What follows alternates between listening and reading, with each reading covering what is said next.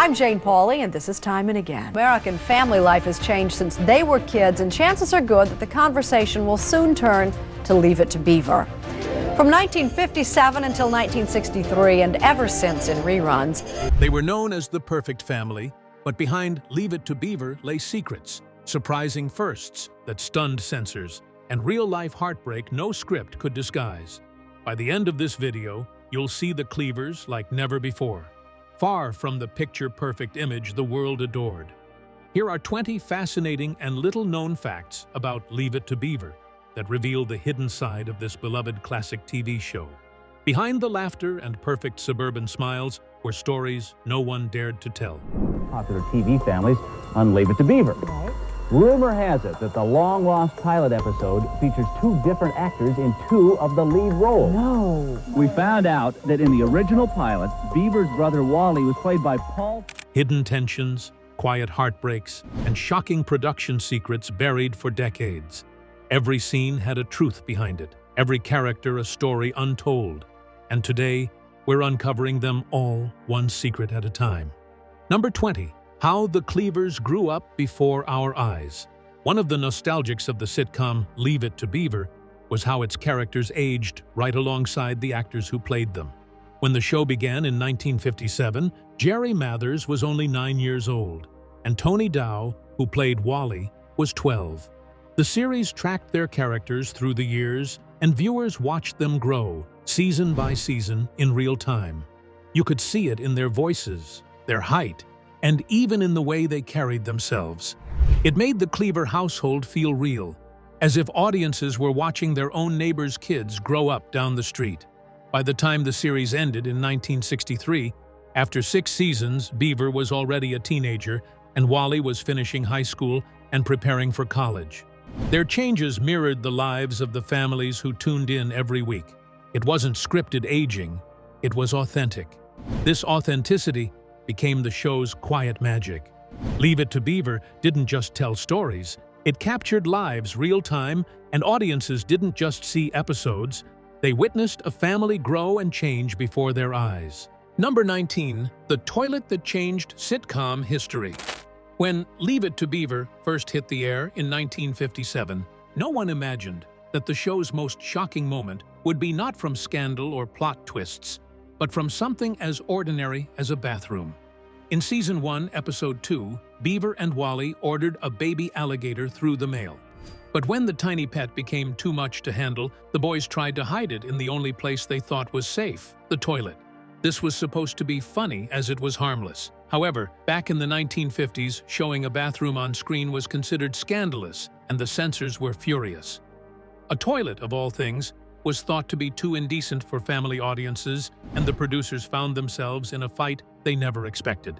That the scene wasn't about the toilet at all, but about the boys' mischief and their desperate attempt to keep the alligator a secret. Because of the censorship dispute over the toilet scene, the episode, which was originally meant to be the series premiere, was delayed, and as a result, Leave It to Beaver debuted instead with Beaver Gets Spelled, while Captain Jack aired the following week.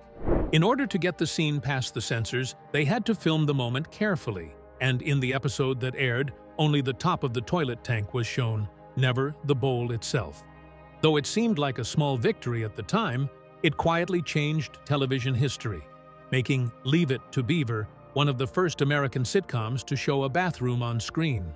What began as a light-hearted prank with a pet alligator ended up pushing the boundaries of what could be shown on television. From flushing a baby alligator to defying television taboos, Beaver's bathroom moment shocked 1957 audiences, but what's even stranger is how this little boy got the name that stuck forever. Number 18. The true origin of Beaver Cleaver. For years, fans have wondered why the youngest Cleaver boy was called Beaver. The name sounded too unusual to be random, and this was because it wasn't random. Jerry Mathers, who the episode which played Beaver, explained that the name came from one of the show's creators, Joe Connolly. Apparently, during World War II, Connolly served in the Merchant Marine with a shipmate everyone called. No one really knows how said shipmate got his nickname, but it stuck with Connolly long after the war. Years later, while writing stories inspired by his own family and suburban life, Connolly pulled that old name from his notebook of ideas. And when Leave It to Beaver was in development, Beaver Cleaver just sounded right. It sounded catchy, easy for kids to say, and oddly perfect for the kind of character they were creating. An innocent, curious boy who always found himself in small-town mischief. Theodore Cleaver got the name, and television got one of the most recognizable nicknames in history. So no, Beaver's character wasn't named after an animal. He was named after a real man, whose spirit of adventure somehow found its way from a Navy ship to America's living rooms. Number 17. The $40,000 episode that made history. In the early 1960s, television was still learning how to balance storytelling with its tight budgets. So when an episode of Leave It to Beaver, the Season 4 classic In the Soup, aired in 1961, reportedly cost around $40,000 to produce, it turned heads. This was because it was a massive investment for a half-hour sitcom, far above the norm for family shows of the time. In fact, $40,000 then was 3 times the price of an average American home. What made this discovery even more surprising was that the money hadn't gone into flashy effects or elaborate sets. Instead, it had gone into pure craftsmanship. The producers poured resources into creative camera work, set design, and editing to make the story feel as vivid and believable as possible. For a show built on small-town simplicity, it was a bold gamble, and some thought it was wasteful, while others saw it as visionary. However, when the episode aired, audiences loved it. The gamble paid off, turning Leave It to Beaver into more than just a sitcom. It became a benchmark for quality storytelling in television's golden age. Number 16. The real reverend behind Ward Cleaver. It's hard to imagine Ward Cleaver as anyone but the calm, thoughtful father who always seemed to have the right advice. However, what many fans don't realize is that Hugh Beaumont, the man behind the character, was actually a licensed Methodist minister. Before stepping into Hollywood, Beaumont studied theology and intended to devote his life to the church. His career in acting began just as a means to support himself through seminary, but before long, he found himself torn between 2 callings, one behind the pulpit and the other in front of the camera. Even after Leave It to Beaver made him a household name, Beaumont never abandoned his faith. Away from the cameras, he preached at small churches, preferring that people see him as a man of faith rather than just the famous Ward Cleaver. The calm authority he brought to the role wasn't an act.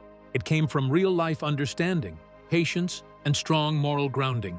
In many ways, that's what made his character connect so deeply with audiences. Ward Cleaver wasn't just written as the family's moral compass.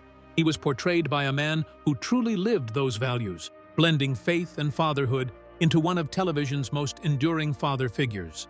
Number 15. The mystery of Larry Mondello's disappearance. For fans of Leave It to Beaver, Larry Mondello was an unforgettable character. He was a chubby, lovable kid who always managed to get Beaver into trouble. However, in 1960, he simply stopped appearing in the sitcom without an on-screen goodbye. It was almost as if he vanished from the Cleaver family's world, leaving viewers wondering what happened. Behind the scenes, though, the truth wasn't one simple story. It was a mix of several. Rusty Stevens, who played Larry, had become a fan favorite, which meant more filming days and less time for a normal childhood. In later years, Stevens said he simply wanted to step away from Hollywood to live like an ordinary kid again. But co-star Barbara Billingsley offered another version, suggesting producers had difficulties working with Stevens' mother, who was heavily involved in his career. According to some reports from the time, his family also moved away from California, making it impossible for him to continue filming. Whatever the reason was, the result was the same. Larry Mondello quietly disappeared halfway through the show's run, and it wasn't a dramatic exit or a Hollywood scandal, it was just real life intervening. One of Beaver's closest friends went home, trading studio lights for school days and bike rides. A small, human story tucked behind one of television's most beloved classics. Larry Mondello vanished from Mayfield without warning, leaving fans puzzled. Behind the scenes, the reasons were far simpler than any plot twist, but the next story reveals real pain on set. Number 14. The hidden pain behind Judy Hensler. When audiences remember Judy Hensler, They picture a schoolmate who loved to tattle on Beaver, but behind the smile, young actress Jerry Vile faced something harsher. At just 12, her body was changing, and studio bosses wanted her to look younger. So the costume crew wrapped her chest tightly with tape and bandages in a bid to flatten her figure for scenes. Weil later said the experience left her feeling humiliated and took away the joy she once found in acting. She faced the painful pressure to hide her changing body to fit a television image, an experience that deeply affected how she viewed both acting and the industry itself. After the series ended, Weil stepped away from Hollywood to become a realtor, saying she had been pushed out of a profession she might have otherwise continued. Her experience offers a rare glimpse into how child performers were sometimes treated, where adult decisions often overrode comfort, consent, and basic empathy. When audiences laugh at Judy's bossy one-liners, they rarely imagine the difficult reality behind the scenes. Weil's story is a quiet reminder that child actors are more than characters. They're children who deserve protection and respect.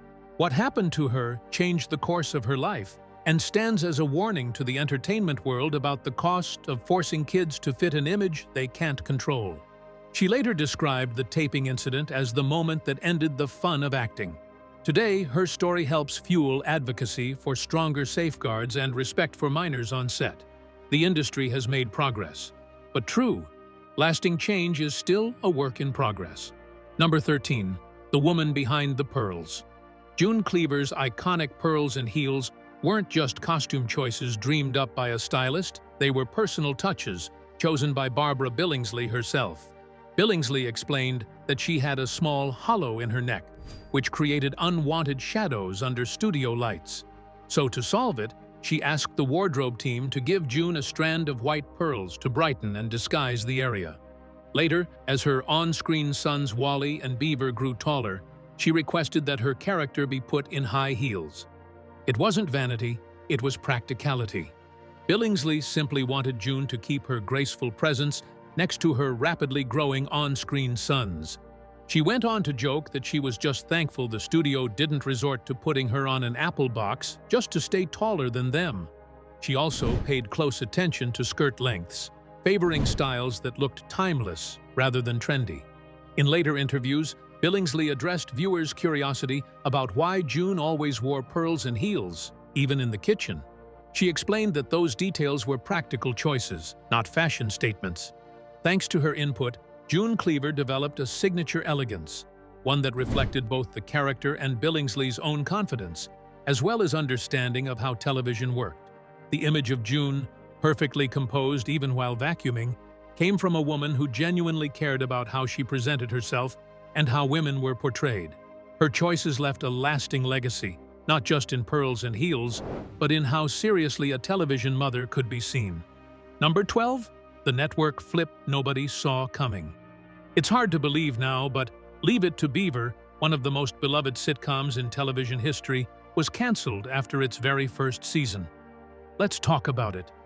When the show first premiered on CBS in 1957, it struggled to find its footing. Yes, viewers liked it, but the network didn't see a future in a gentle family comedy about two boys learning life lessons in suburbia. So after 1 year, CBS dropped it, and for most shows, that would have been the end of the story. However, what came next was a surprise twist. ABC stepped in and picked up the series in 1958, giving it a new home and a second chance. What CBS had written off, ABC saw potential in, and it paid off. Over the next 5 seasons, Leave It to Beaver grew into a household name, with the Cleavers becoming America's favorite family.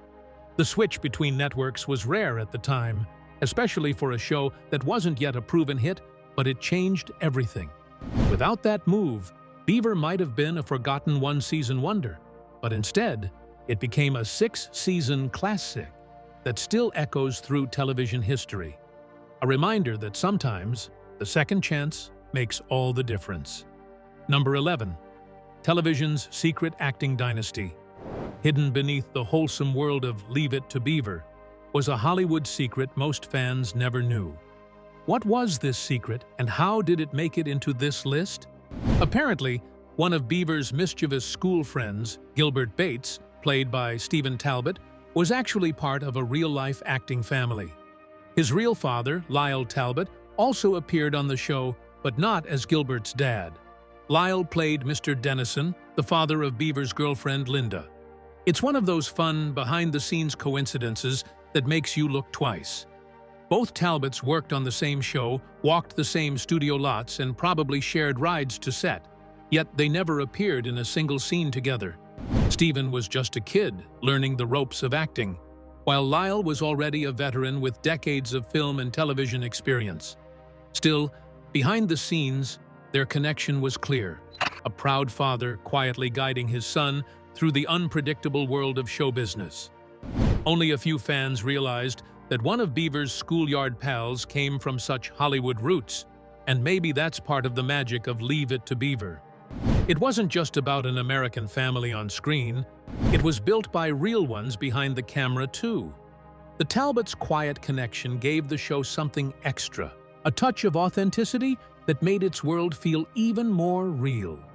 The Talbots' real-life family ties added a hidden layer to Mayfield's streets, proving truth can be stranger than fiction.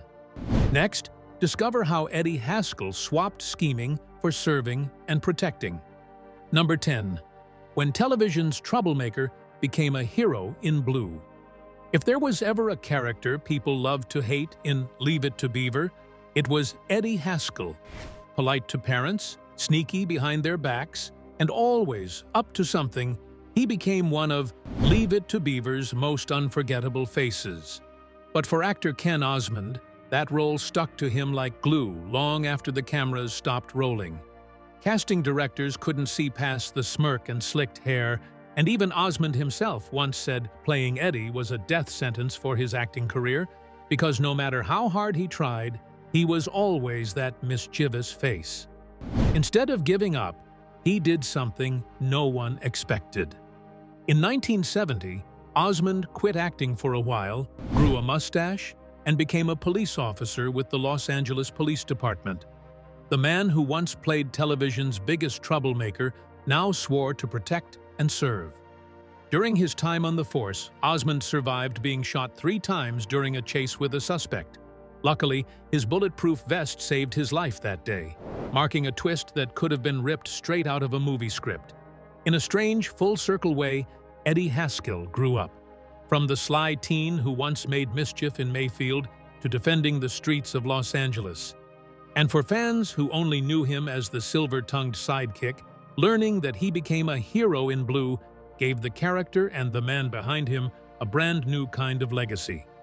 Number 9. Breaking Barriers with Friendship.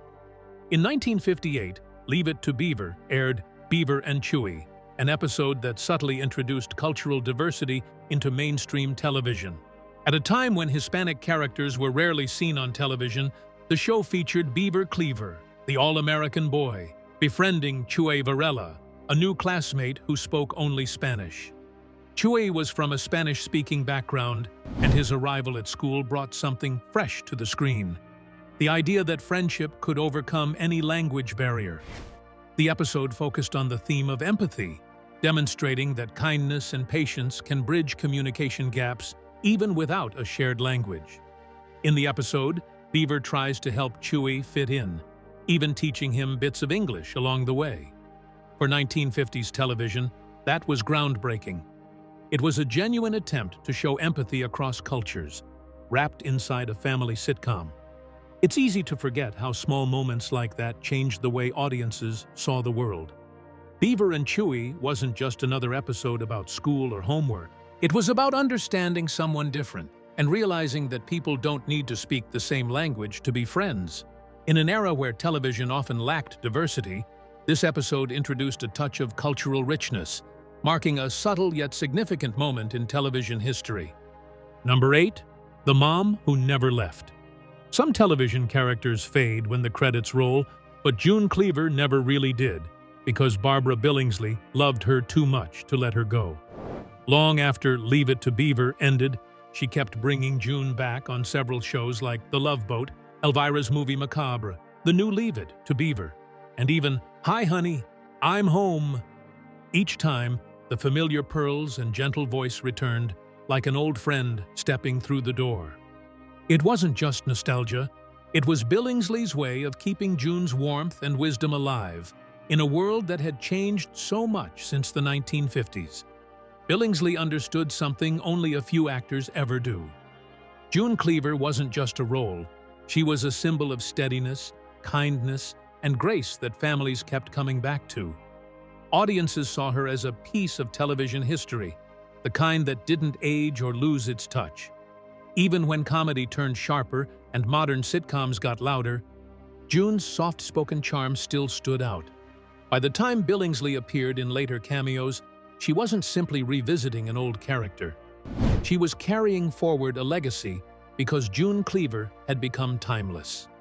Decades later, her image still lingers in reruns, spoofs, and family hearts, a reminder that good manners, warmth, and love never go out of style. Number 7. When Beaver Met Andy. In a Season 3 episode, Beaver and Andy, the show took an unexpected turn into mature territory for a 1960s family sitcom. It all starts with Beaver noticing that the new house painter, Andy, is often thirsty, a little unsteady, and sometimes clumsy. White the show never shows Andy outright drunk, keeping the content appropriate for its young audience. The implication is clear. Beaver, who was a naive child, brought his observation of Andy to his parents, and the Cleavers explained to Beaver that some people simply can't handle alcohol, turning this subtle observation into an important life lesson. It was bold for its time because television back then rarely acknowledged adult problems like alcoholism, especially in a show built around an ideal suburban family. However, Leave It to Beaver managed to introduce a real-world issue without losing its wholesome charm. Beaver's curiosity and concern allowed the audience to approach a serious topic through the lens of childhood innocence, making the lesson more relatable and digestible. This episode wasn't about drama or fear. Instead, it quietly encourages understanding and empathy. Beaver learns that adult problems exist beyond schoolyard conflicts and playground lessons. The show demonstrates that even a lighthearted story can address serious issues, offering guidance without feeling preachy. Beaver and Andy is a subtle example of television exploring deeper complexities, proving that a wholesome sitcom can handle difficult topics with care and thoughtfulness. Number 6. Divorce makes a quiet appearance in Beaver's world. Even in the seemingly perfect world of Leave It to Beaver, life occasionally hinted at complications adults face. One episode introduces Beaver's friend Chopper, who has 2 birthday parties because his parents are divorced. For a show in the 1960s, mentioning divorce at all was unusual because television back then rarely addressed broken families, especially in programming aimed at children. Yet the writers managed to introduce the idea subtly, without drama or judgment, making it part of a simple story about friendship and celebration. Beaver reacts the way any curious kid might. He's puzzled by the situation and even jokes about wishing his own parents would split for extra gifts. The humor softens the subject, but also allows viewers to explore a real-life topic without fear or discomfort. By the end, June Cleaver reassures Beaver and Chopper that families come in many shapes and that having parents who love each other is something to appreciate. The episode leaves a gentle lesson about gratitude and perspective, while quietly acknowledging that not every child grows up in a traditional household. The brilliance of the story lies in its subtlety. Divorce isn't the centerpiece or the moral lesson. It's a backdrop for empathy and understanding. Children watching could learn that families can be different and still caring, and adults could appreciate the nuance in storytelling. In a show filled with everyday lessons, this brief nod to divorce stands out as surprisingly mature for its time, proving that Leave It to Beaver could touch on real issues while keeping its warmth and charm intact. Even divorce found its way into Beaver's wholesome world, teaching lessons quietly and thoughtfully. But as the series grew, the Cleavers faced their own final chapter, ending on their own terms. Number 5. A graceful exit. When Leave It to Beaver concluded its run in 1963, it did so not due to abrupt cancellation, but as a thoughtfully planned finale. The series finale, titled Family Scrapbook, aired on June 20th, 1963, marking a significant moment in television history as one of the first primetime series finales to provide a reflective and conclusive ending. The decision to conclude the show was influenced by several factors. Jerry Mathers, who played Theodore Beaver Cleaver, wanted to return to a regular school routine, reflecting both a natural progression for his character and a change in his own life. At the same time, the producers faced new challenges in the evolving television landscape, including the shift to color broadcasting. They worried that these increased production demands might compromise the show's quality and integrity. So rather than extending the series under these new constraints, the producers chose to conclude the show on their own terms. This decision allowed the characters' stories to reach a natural conclusion, with Wally preparing for college and Beaver stepping into high school, reflecting the characters' growth and the show's commitment to portraying relatable family dynamics. By choosing a planned and graceful exit, Leave It to Beaver set a precedent for television finales, demonstrating that a series could conclude without sensationalism, honoring both the story and its audience. The Cleaver family's journey ended not with abruptness, but with a thoughtful farewell, leaving a lasting legacy in television history. Number 4. The Audition Story. Cub Scout Uniform.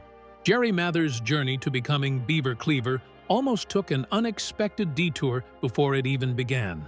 On the day of his audition, he showed up in full Cub Scout uniform, eager to dash off to a meeting right afterward. The small boy in a uniform, badges proudly displayed, could have seemed like a distraction in any other audition room, as casting directors were used to polished young actors eager to impress, rehearsed and ready. When Bob Mosher, one of the show's casting directors, realized why the boy was in uniform, he didn't scold him or demand he change. Instead, Mosher saw something remarkable. He saw a child, more interested in scouts than stardom, a boy who lived life outside of the spotlight. Because of this authenticity, Mosher thought he was exactly what the show needed, so he encouraged Jerry to go to his meeting, assuring him it wouldn't hurt his chances. The decision to embrace the small, earnest act of going to a Cub Scout meeting turned out to be pivotal. Jerry Mathers exuded the kind of genuine energy that the producers were looking for. He wasn't just acting like an average American boy, he was one. Moments later, the casting team knew they had found their Beaver. That little uniform, those badges, and a genuine desire to be somewhere else became the perfect audition, cementing Jerry's place in television history. This story shows that sometimes authenticity and being true to yourself outshine any practiced line or perfect pose. Number 3. A ratings flop that became a classic. When Leave It to Beaver first aired, it didn't make it into the Nielsen Top 30. By today's standards, that might seem like a failure. Networks often measure success in numbers, and on paper, Leave It to Beaver didn't impress. Eventually, over time, the show found its way into the hearts of viewers, slowly building a legacy far beyond live ratings. Through reruns, families discovered the Cleavers again and again, and the show grew into a cultural touchstone. Its charm didn't come from flashy plots or sensational drama. Instead, it came from the simple, relatable moments, the scrapes, the lessons, and the humor of suburban life. Kids watched Beaver and Wally navigate school and mischief, while parents appreciated the warmth and wisdom of June and Ward. This memorable storytelling gave Leave It to Beaver a timeless quality, with episodes rerunning on local stations and introducing new generations to the Cleaver family long after the original viewers had grown up. Today, decades after it left the air, Leave It to Beaver is still beloved, and people who weren't alive when it first aired discovered it on reruns, streaming, or classic television blocks. This proves that a show doesn't need instant fame to become legendary, and success isn't always measured in numbers. Sometimes it's measured in staying power. Leave It to Beaver demonstrates that even a program overlooked by the ratings can endure, charm, and shape pop culture for generations to come. Number 2. When Eddie Haskell became a cultural term. Eddie Haskell started as just another character on Leave It to Beaver. He was the polite, slick-haired friend who always had a smile for the grown-ups, but a sneaky side for his peers. Ken Osmond brought him to life with such precision that Eddie quickly became more than a character and more of a symbol. Viewers recognized the familiar pattern, the overly sweet words aimed at parents, the scheming behind everyone's backs. Eddie was the ultimate two-faced teen, and the nation noticed. Over time, the name Eddie Haskell entered everyday language. People used it to describe anyone who appeared charming and obedient in front of authority, but revealed a very different personality when unobserved. Calling someone an Eddie Haskell became shorthand for a phony or a brown-noser. It's rare for a television character to leap from the screen into the cultural lexicon, yet Eddie did so effectively that reference works acknowledged the character as a recognized cultural term. The enduring power of Eddie's persona shows how television shapes language and culture. A character who might have seemed small in the context of suburban Mayfield evolved into a lasting symbol of sly insincerity. Generations who never watched the original show still know the name, and parents warning their kids about being overly slick often invoke Eddie Haskell.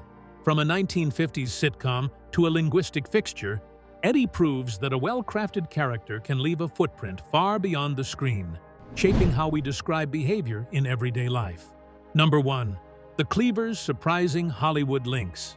Television history is full of hidden connections, but few are as quirky as the Cleaver family's unexpected link to another iconic holiday classic. Barbara Billingsley, forever remembered as June Cleaver, was, for a time, connected by marriage to the Parker family from A Christmas Story. Her first husband, Glenn Billingsley, was a cousin of Peter Billingsley's mother, Gail. The same Peter Billingsley who brought Ralphie Parker to life on the big screen. In a small world twist, June Cleaver could have been considered a cousin-in-law to one of America's most famous little boys. These sorts of connections are easy to miss, even for die-hard fans who've memorized every Beaver episode and every quirky fact about Mayfield. Behind the scenes, Hollywood has always been a tight-knit place, especially in the 1950s and 60s, where families, marriages, and friendships often created unexpected overlaps. It adds a layer of fascination to the Cleavers' world, turning a seemingly ordinary suburban family into a bridge between two beloved pieces of American pop culture. The fact that Barbara Billingsley and Ralphie Parker were linked in this way is more than trivia. It highlights how intertwined television and film communities were, even across different generations of stars. Suddenly, June Cleaver is not just a TV mom, but part of a broader legacy, quietly influencing another classic story. These hidden connections give fans something to marvel at, showing that the world of 1950s television was smaller, stranger, and more charming than anyone might have imagined. Now that you know the truth, which of these hidden stories surprised you the most? Do you think the show's charm would have lasted if fans had known what was really happening behind the scenes? And if it aired today, would it still capture hearts the same way? Let us know your thoughts in the comments, and don't forget to like, subscribe, and share. If you enjoyed this video, click on the next video on your screen.